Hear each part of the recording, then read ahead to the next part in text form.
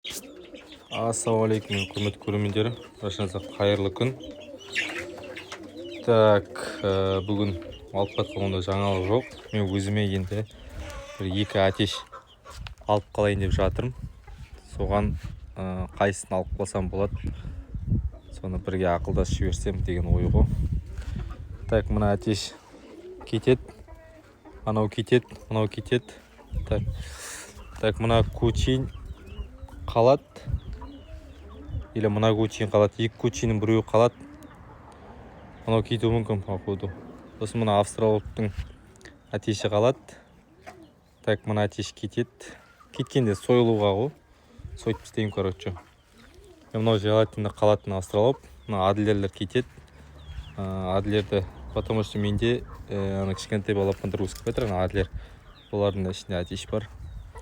Енді менде сұрақ, мына көчейінді алып қалсам ба? Міне. Мынау бірінші көчейін деп осыны айтайық. Мынау бір. Так. Мынау екінші көчейін. Қай көчейінді алып қалсақ, бірінші көчейін ба или екінші көчейін ба? Соны комментария жазып кетіңіздер. Сол болып тұр сұрақ менде. Енді мыналарды откормға қоям ба, қоймайым ба білмеймін. Қоймай сөйтіп істеймін ба ертең күзде. Бір-екі айдан кейін уже қыс түседі ғой. Соған, короче, азайтып жатырмын қыстыққа. Сол бағасын беріп жіберіңіздер.